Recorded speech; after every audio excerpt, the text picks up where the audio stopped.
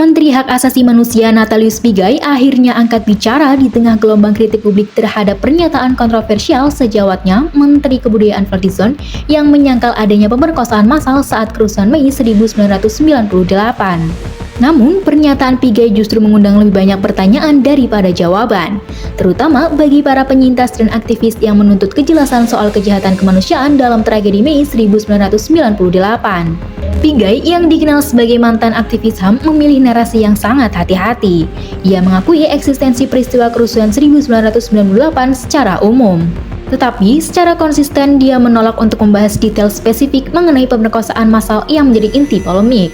Saat ditemui setelah berdialog dengan masyarakat di Desa Kuta, Lombok Tengah pada Jumat 20 Juni 2025, Natalius Pigai menggunakan metafora untuk menjelaskan posisinya. Ia menekankan bahwa peristiwa tersebut harus dilihat dari berbagai sudut pandang. Saya mau sampaikan, kerusuhan 1998 itu peristiwanya ada atau tidak ada? Peristiwanya ada, kata Pigai. Tapi seperti apa? Harus dilihat dari 8 penjuru mata angin. Jadi, kalau dibilang peristiwa itu ada enggak, peristiwa huru-hara 1998 itu ada. Pernyataan ini tampak seperti penegasan ganda. Di satu sisi, ia secara tegas mengonfirmasi bahwa kerusuhan Mei 1998 bukanlah fiksi.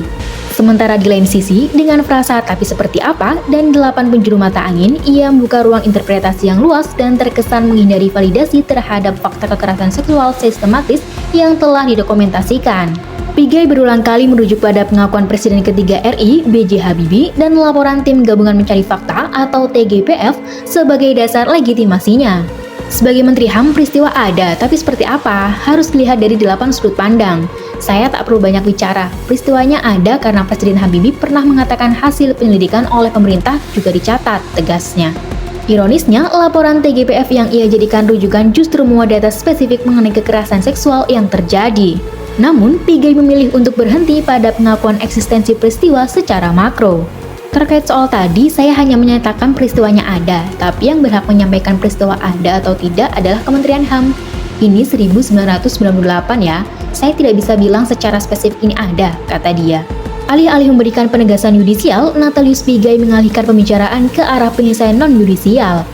Ia menyebut bahwa Kementerian HAM di bawah kepemimpinannya sedang berupaya memberikan remedial atau pemulihan bagi para penyintas pelanggar HAM masa lalu. Contohnya, bagaimana memberikan bantuan menyelesaikan non-yudisial. Pekan depan, semua peristiwa HAM masa lalu sudah selesai. Sedang kita lakukan melalui restoratif justice, kata dia.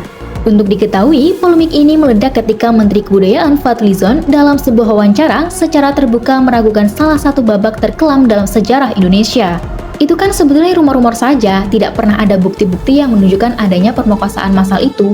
TGPF atau Tim Gabungan Mencari Fakta sendiri tidak pernah membuktikannya secara jelas, ujar Fadlizon.